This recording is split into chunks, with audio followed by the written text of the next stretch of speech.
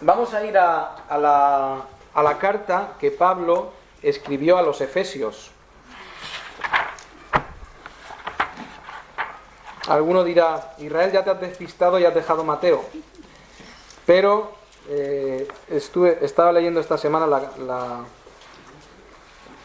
esta carta que Pablo escribe a los Efesios y me gustó mucho un par de versículos, que es lo que vamos a mirar esta mañana. Y Dios mediante, más adelante volveremos al libro de Mateo.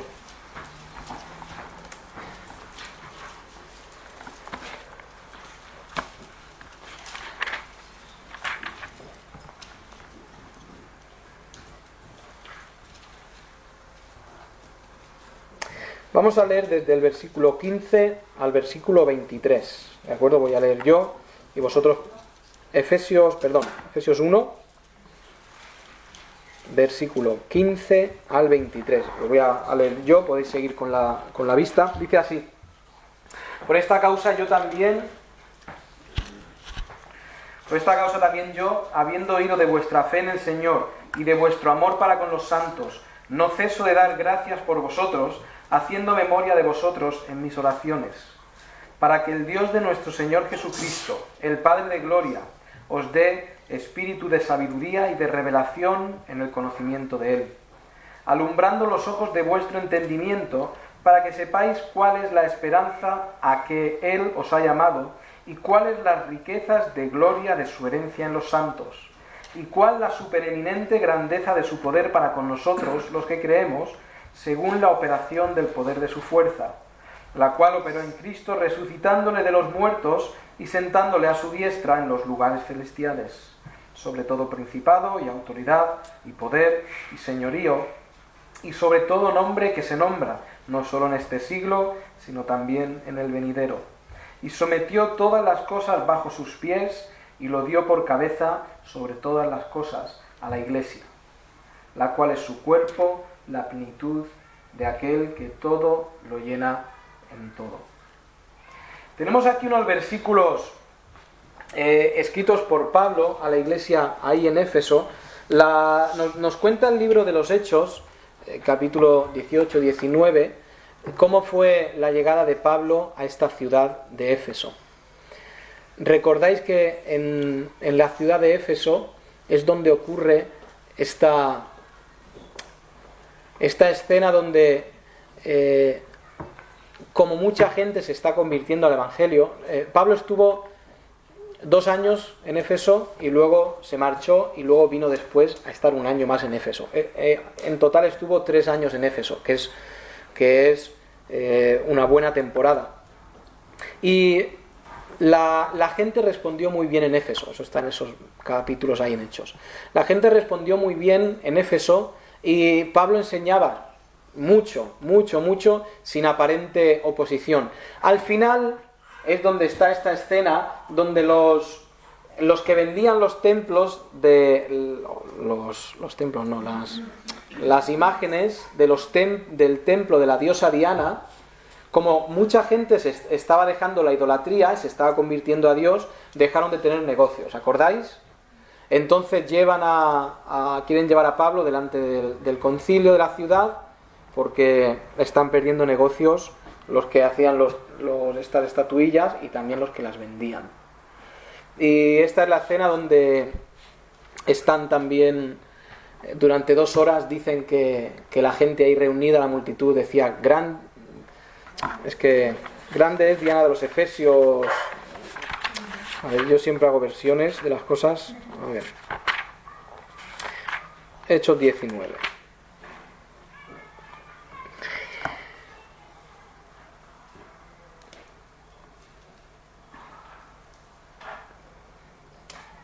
Muy bien, sacaron de la multitud. Muy bien, es el versículo 34. Pero cuando le conocieron que era judío, a este Alejandro, el cual iba a defender a Pablo y a la fe, pero cuando le conocieron que era judío, todos a una voz gritaron casi por 2 horas: grande es Diana de los Efesios. Lo he dicho bien. Y después, justo de esto, Pablo se va de Éfeso. La ciudad de Éfeso era una ciudad en este momento muy grande, muy viva, muy floreciente. Resulta que esta Diana de los Efesios tenía tanta fama, su templo tenía tanta fama, tristemente porque era un gran centro de prostitución. Las alabanzas, el culto a la diosa Diana estaba todo relacionado con impurezas sexuales, ¿de acuerdo? Para que me entendáis. Entonces funcionaba muy bien. Era un centro de prostitución y la gente iba en masa a estos sitios. También la ciudad de Éfeso tenía una cosa muy curiosa, y es que prometía inmunidad a todo el que se acercara. Eso no lo dice la historia, no lo dice la Biblia. Daba inmunidad a todo el que se acercara a la ciudad a la distancia de un tiro de una flecha. Yo no sé cuánto es eso, pero todo el que se acercaba a la ciudad no podían venir de otros sitios a reclamarle para juzgarle. Eso es inmunidad, ¿de acuerdo? Alguien que estaba dentro podía entrar y sacarle para llevarle a un tribunal. Claro, ¿qué hace eso? Hace primera cosa, que la ciudad se llena de gente. Después hace una segunda cosa. ¿Qué clase de gente? Pues los más majos de la región. Van todos a juntarse a ese sitio. Entonces, hace que la ciudad de Éfeso, cuando Pablo va a predicar ahí, sea un hervidero de pecado, básicamente. Mucho más, seguramente, que en otras ciudades. Y lo interesante es que el Evangelio corre en esa ciudad. Y el Evangelio funciona muy bien. Pablo tiene además la oportunidad de enseñar en este tiempo, en estos 2 años, probablemente, sistemáticamente, toda la enseñanza de Cristo. ¿Y qué consigue? Consigue que la iglesia de Éfeso, en apariencia, sea una iglesia madura, una iglesia que funciona. También en Éfeso se da la situación de que están Aquila y Priscila, esta pareja de la cual la palabra de Dios nos habla también, que eran importantes en ese momento. También nos dice que en la ciudad de Éfeso Apolos fue enseñado por Aquila y Priscila los caminos de Dios. Entonces Éfeso es una ciudad importante y seguramente una ciudad que estaba muy en el corazón de Pablo, pues conocía esa ciudad bien. Tenemos un poquito más adelante cuando Pablo se despide de la zona para ir camino de Jerusalén y le habían profetizado que le iría mal y que sería preso. Él va, no recuerdo, dicen que va a una playa, no recuerdo el nombre de la ciudad de la playa, pero lo que sí recuerdo es que él hace llamar a los ancianos de Éfeso. Entonces Éfeso tenía un liderazgo fuerte. Y, hermanos, una iglesia que quiere salir adelante, una iglesia que quiere ser madura, una iglesia que quiere avanzar en los caminos de Dios, que quiere enseñar la sana doctrina, que quiere ser fiel a lo que enseña la palabra de Dios, debe tener líderes fuertes. Debe tener líderes movidos por la situación correcta. Y esto no significa, vale, pues buscamos al pastor más maduro que encontremos, sino la congregación misma, o de la congregación misma, deben salir hombres fuertes y mujeres fuertes. Eso es lo que significa. Por eso, aprovecho aquí la muletilla comercial para el Instituto Bíblico, para ser fuertes, para ser una congregación fuerte, para que seamos hombres fuertes y para que seáis mujeres fuertes. Pero donde quería centrarme es en esta carta a los Efesios. Imaginamos que Pablo no va a volver a verles a ellos. Seguramente nunca les volvió a ver. Cuando Pablo escribe a los Efesios, no está de vacaciones. ¿Está dónde? En la cárcel. Entonces, él dice aquí lo que él oraba por ellos. Y eso es lo que quiero que nos fijemos esta mañana. Pablo les escribe y les dice: oro esto por vosotros. Tú, cuando tienes una persona a la que amas, oras, deberías orar por esa persona, y oras lo que crees que es mejor para esa persona, ¿no? Cuando oras por tus hijos, oras por tu marido, oras por quien sea, dices: Señor, que crezca, o que madure, o que entienda, o que vea. Y es interesante qué es lo que Pablo oraba por esta congregación de los Efesios. Una congregación en principio madura. Y fijaos qué dice: por esta causa también yo, habiendo oído de vuestra fe en el Señor. Esta frase dice que en la iglesia de los Efesios, la iglesia de Éfeso, tenía buena fama, y hasta Pablo había llegado la buena fama que tenían los Efesios. Habiendo oído de vuestra fe y de vuestro amor. Qué bonito que una iglesia sea conocida por su fe y por su amor, ¿no? Ojalá cuando alguien pisara esta iglesia y se fuera, dijera: aquí hay amor. Que no diga: ahí hay gente muy rica. Que diga: o ahí hay un programa fabuloso. No, que diga: qué amor hay y también qué fe hay. Pero fijaos, Pablo empieza diciendo: no ceso de dar gracias por vosotros. Daba gracias a Dios por cómo ellos habían respondido al Evangelio, por la madurez que estaban demostrando. No ceso de dar gracias por vosotros, haciendo memoria de vosotros en mis oraciones. Para que el Dios, y ahora empezamos el versículo 17, con el para. No ceso de orar por vosotros para lo siguiente. Primera cosa: para que el Dios de nuestro Señor Jesucristo, el Padre de gloria, os dé espíritu de sabiduría. La primera cosa: no ceso de orar por vosotros para que Dios os dé sabiduría. Fijad la segunda cosa que pide: revelación en el conocimiento de Él. Pide dos cosas: sabiduría, después van a venir otras tres. Pero aquí pide dos cosas. Primero, que sean más sabios y que tengan más conocimiento de Dios. Esta palabra, revelación en el conocimiento de Él, esa palabra revelación es la palabra apocalipsis. ¿Os suena eso? Claro, es revelación. Revelación de algo que no sabían. O sea, fijaos qué interesante. Pablo está diciendo: quiero que tengan sabiduría. O sea, que lo que conocen lo vivan bien.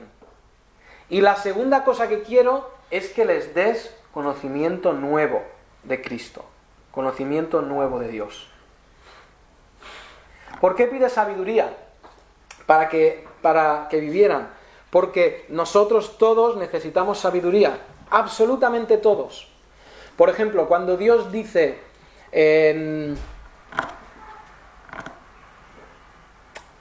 ya lo voy a decir de memoria. En 2 Corintios 6:7.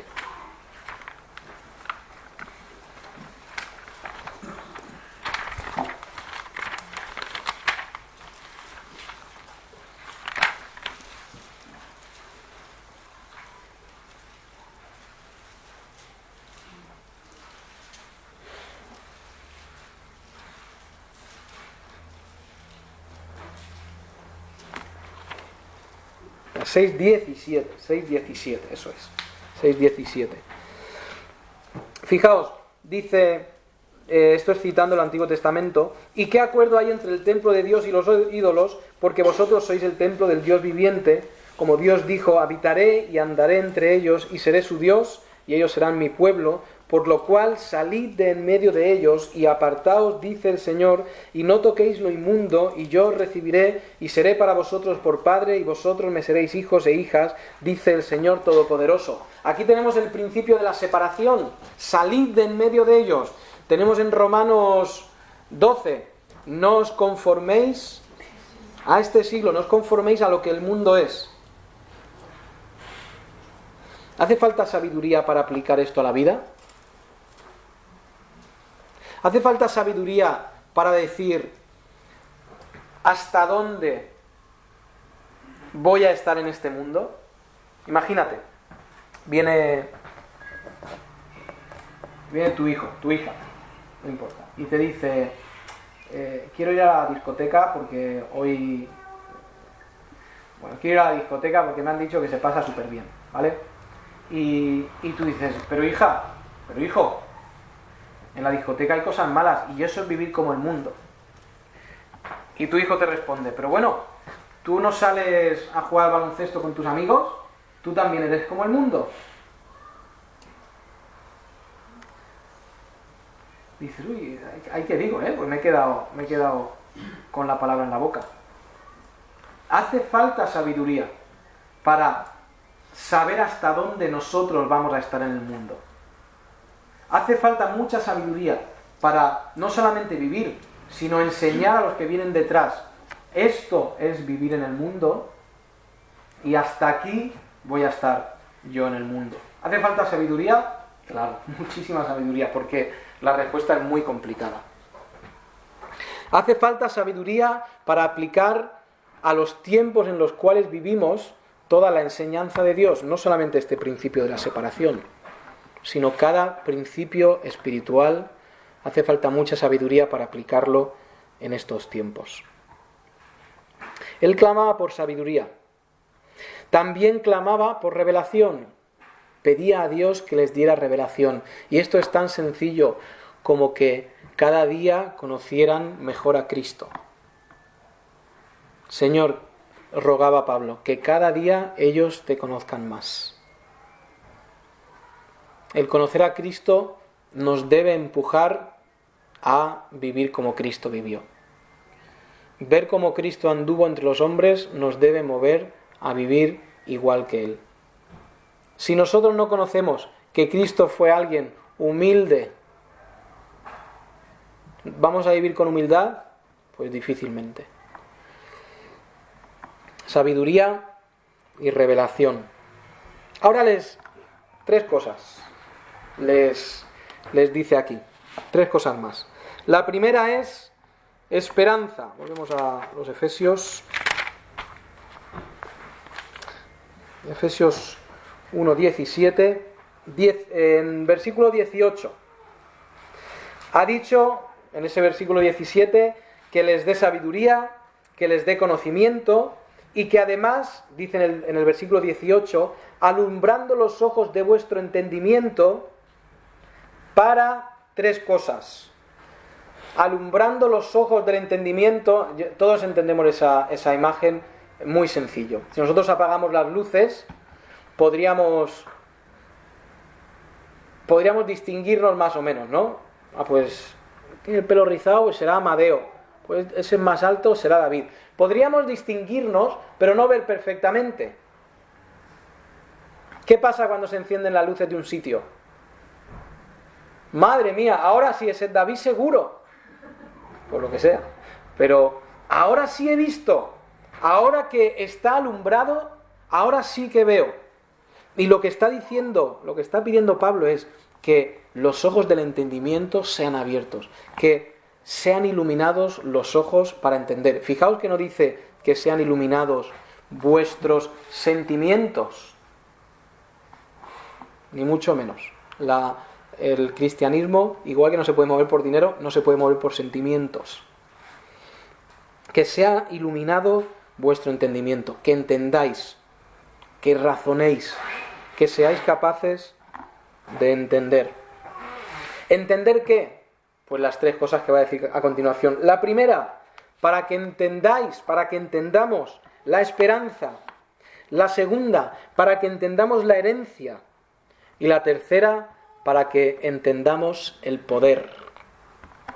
Y comenzamos con la esperanza. Que veamos mejor, que se alumbren nuestros ojos para que entendamos mejor, para que conozcamos mejor la esperanza que tenemos. Si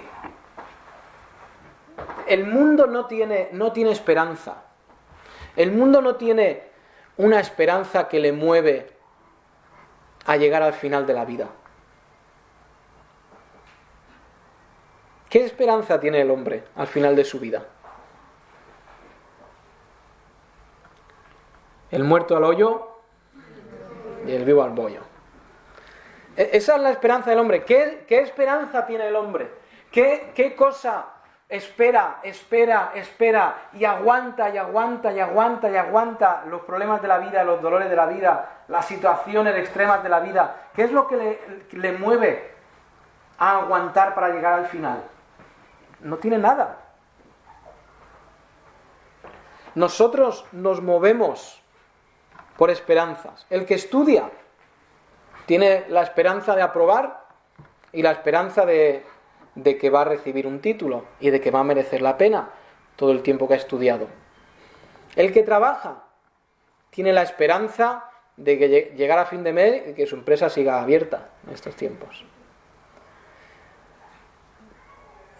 Vivimos movidos por esperanza, pero todas estas esperanzas que yo he mencionado son esperanzas terrenales, esperanzas que se acaban aquí. Pero la esperanza del cristiano es una esperanza que empieza cuando toda la desesperanza de este mundo ha llegado a su fin. La esperanza del creyente culmina cuando deja este cuerpo. Esa esperanza del creyente le va a mover a vivir de la forma correcta. La esperanza de ser reconciliado, de ser, lo voy a decir así, de reencontrarnos con nuestro Hacedor. La esperanza de que el dolor termine. La esperanza de que los sinsabores de este mundo en el que vivimos terminen. El mundo no tiene eso. El mundo no tiene esa esperanza de algo mejor. Ellos tienen la esperanza toda puesta aquí. Su esperanza es vivir el tiempo que me toca de la mejor forma posible. Pero el cristiano tiene una esperanza mucho más grande. El cristiano tiene un lugar al que ir. Tiene una dirección por la cual ir a ese lugar que espera. Hay una cosa, lo estaba hablando el otro día con un pastor y él tenía la misma visión que yo. Y es que se da... El agua esta está un poco rara. Bueno. Está copiado, ¿eh? Bien, se ve que... Bueno. Él era de la misma opinión. Gracias, Iñaki, por el agua. Yo sé que la cambias siempre muy puntualmente. Pero él tenía la misma opinión que yo, viendo cómo sucedían las cosas, que hay muchos jóvenes que se separan de las cosas de Dios, viven en el mundo un tiempo y al final terminan volviendo a Dios. Yo he visto esto muchas veces, espero verlo más veces todavía. Pero, ¿por qué se daría esta situación? Y él y yo razonábamos que el que ha sido criado en la iglesia, esto no pasa siempre, ¿de acuerdo? Pero el que ha sido educado en las cosas de Dios sabe que hay una esperanza. Y cuando ha ido al mundo, ha consumido lo del mundo y se ha dado cuenta de que el mundo no le ha ofrecido nada, de que el mundo no le ha llenado nada, ¿dónde vuelve? Vuelve donde él sabe que había esperanza, donde a él le enseñaron que había una esperanza final. Nosotros debemos tener esa esperanza. ¿Sabéis? Esa esperanza significa enfocar en lo que está más allá de lo que vemos. Vivir con esa esperanza significa levantar nuestros ojos de los pasos que estamos dando y levantar la vista al cielo y decir, ese es el lugar de la esperanza. Una esperanza en lo eterno. Leo rápidamente 3 versículos. No hace falta que vayáis, así vamos más rápido. Proverbios 10, 28. La esperanza de los justos es alegría, mas la esperanza de los impíos perecerá. Porque la esperanza de los impíos se queda aquí. Es terrenal y es temporal. Proverbios 11:7. Cuando muere el hombre impío, perece su esperanza. Mas por la boca de los impíos... no, 11:7. Y la expectación de los malos, esa esperanza perecerá. 14:26. En el temor de Jehová está la fuerte confianza y esperanza tendrán sus hijos. Y así podemos seguir a lo largo del libro de los Proverbios hablando de la esperanza. La esperanza de ver al amado. La esperanza de tener lo que aquí no se puede retener. La esperanza de ir al gozo. La esperanza de ir al descanso. La segunda cosa, herencia. Poner nuestros ojos, enfocar nuestros ojos en la herencia final. Ninguno de nosotros ha recibido la herencia que Dios tiene preparados a sus hijos. Dios nos ha hecho, según Romanos 8, 15 al 17, Dios nos ha hecho herederos, ¿verdad? Y esta pregunta pues resultará absurda, pero ¿qué hereda un heredero? Muy bien, quería ir un poquito más allá. Hereda su herencia. ¿Qué es la herencia del cristiano? Pero yo voy más lejos todavía. Quizá no era tan sencillo. ¿Qué hereda el heredero? Lo tengo muy claro, que le estoy dando. Hereda lo que es del vecino, lo que es de su padre, ¿no? No hereda lo que es de su padre y de su madre. ¿Qué hereda el creyente? Lo mismo. Hereda lo que es de su padre, ¿no? ¿Qué es de Dios? Todo. Podríamos especificar. Cristo vino y nos dijo: heredaréis el reino de mi Padre. Fíjate qué generoso es Dios. Dios no dice: venga, os voy a poner lo que vais a heredar aquí en un rincón y esto va a ser vuestra herencia. Dios no hace así. Dios dice: vais a heredar todo. Todo lo que es mío va a llegar a ser vuestro. Estamos sentados en lugares celestiales, en posiciones de honor, hechos reyes, hechos sacerdotes. Esa es la herencia del cristiano. Todo el reino de Dios. Mateo 25, 34 nos dice, no lo vamos a mirar, no hay tiempo, pero nos dice que Cristo vino a anunciarnos que nuestra herencia era el reino. Recibiremos primero lo que no hemos podido sujetar con nuestras manos, lo que no hemos podido sujetar en esta vida. ¿Qué es esa cosa que se va escurriendo a lo largo de los años? La vida. Lo que el hombre no puede retener aquí, lo que el hombre se afana por retener. Por eso tenemos a gente con 50 años haciendo body fitness y todas estas cosas. No sé si lo he dicho bien, pero todas estas clases de ejercicio así, y los ves con 50 años cuadrados y fuertes, porque quieren retener lo que se va. No estoy en contra de estas cosas, y si tiene 50 años y quiere hacer esto, bien, no hay ningún problema. Pero la filosofía detrás es retener lo que se va. La vida se va. Y quiero retenerla. Cuando me miro al espejo, tengo más canas que ayer. Tengo más arrugas que ayer. Se me escurre la vida.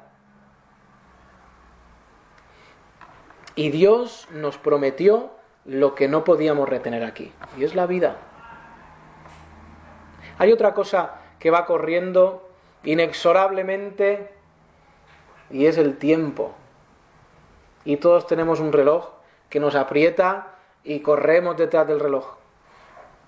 O por lo menos deberías intentarlo.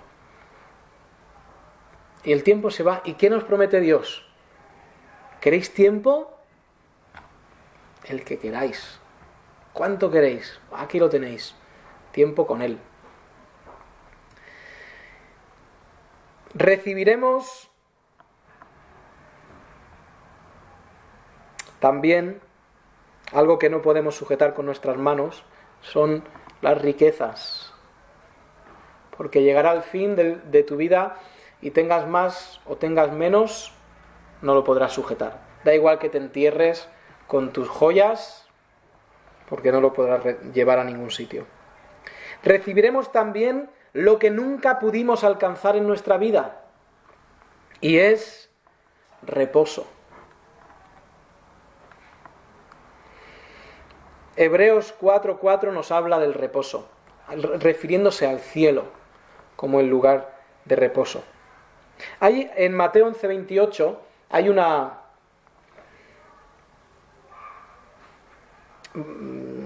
Mateo 11:28 está aquel famoso pasaje de venid a mí los que estéis trabajados y cargados, porque yo os haré descansar. Y hubiera sido fabuloso que Cristo hubiera terminado ahí el versículo, pero no termina ahí. Después dice: llevad. Espera un momento, esto no funciona así. ¿No habíamos hablado de descanso? ¿No habíamos hablado de ir a la cruz, de ir a los pies de Cristo y dejar lo que nos pesaba? Ahora yo vengo, pongo todo lo que me pesa a la cruz y me toca un yugo. Ahora, un yugo, ¿sabéis lo que es? Un yugo es un lugar donde se ponen ¿cuántos animales? 2 animales. ¿Y cómo funciona? Entonces, el venid a mí los trabajados y cargados y yo os haré descansar, ¿eso es verdad? Pero si luego nos dice, venid y poneos en mi yugo. Un yugo no era para irse de vacaciones. Un yugo era ¿para qué? Para trabajar. Y la realidad es que Cristo terminó diciendo: mi yugo es ligero y ligera mi carga. Porque lo que el hombre deja a los pies de Cristo es la angustia de saber que no tiene esperanza, la angustia de saber que no tiene herencia, que no hay para él nada después de lo que es físico y terrenal, el peso de no verse justo delante de Dios, el peso de no poder ganar por él mismo su salvación, el peso de la culpa, el peso de la conciencia, el peso del pecado. Ese es el peso que se deja en la cruz. Cuando cogemos el yugo, ¿sabéis lo fantástico del yugo? Lo mejor del yugo no es que es ligero. Lo mejor del yugo no es que, podríamos decir, es que con el yugo trabajamos en la viña del Señor. Eso suena muy bien, pero eso no es lo mejor del yugo. Lo mejor del yugo es quién está en el otro lado. ¿Por qué? Porque es el que más empuja el yugo.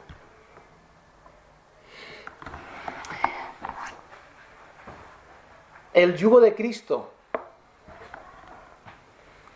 es un yugo donde hay esperanza, donde hay herencia, donde hay recompensa. Y eso convierte al yugo en una carga ligera. Pero si os fijáis, no vamos a hablar del tercero porque no tenemos tiempo. El tercero es el poder. Pero si os fijáis, estas dos cosas, la esperanza y la herencia, ¿dónde están mirando? Están mirando detrás de todo, más allá de todo.